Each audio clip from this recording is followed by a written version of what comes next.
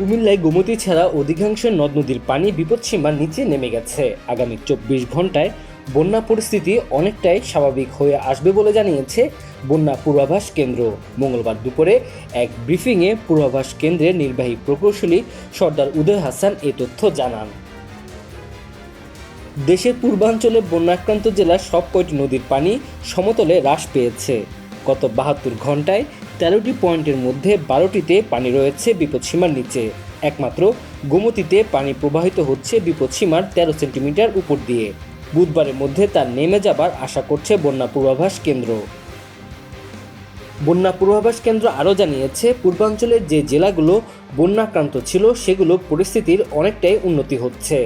নদীর পানি হ্রাস পাচ্ছে এবং অনেক ক্ষেত্রে বিপদসীমার নিচে প্রবাহিত হচ্ছে।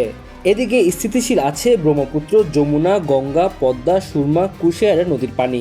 ফারাক্কা ব্যারেজ খোলা থাকলেও উজান ও ভাটিতে নদ নদীর পানি স্থিতিশীল আছে। বন্যা পূর্বাভাস কেন্দ্র আরও জানিয়েছে, ভারতের ফারাক্কা ব্যারেজের পয়েন্টের ভাটিতে এবং একই সঙ্গে উজানে নদ নদীর পানির অবস্থা স্থিতিশীল রয়েছে। এর ফলে আগামী ৪ থেকে ৫ দিন দেশের পদ্মা নদীর পানি স্থিতিশীল অবস্থায় থাকার সম্ভাবনা রয়েছে। এবং কুমিল্লা গোমতী পয়েন্টেও পানি আগামী ২৪ ঘন্টার মধ্যে বিপদসীমার নিচে নেমে আসতে পারে।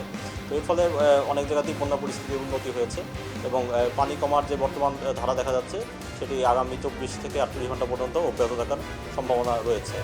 এদিকে নোয়াখালী ও কুমিল্লায় হালকা থেকে মাঝারি বৃষ্টিপাত হবে বলে জানিয়েছে আবহাওয়া অধিদপ্তর। মূলত বাংলাদেশের দক্ষিণ পশ্চিম এবং দক্ষিণ উপকূলে আগামী ২৪ ঘন্টায় কিছু মাঝারি থেকে ভারী বৃষ্টিপাত হতে পারে, মূলত একটি মৌসুমী লঘুচাপের কারণে।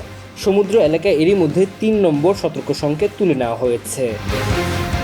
Tanzil Hasnat, MCTV, USA।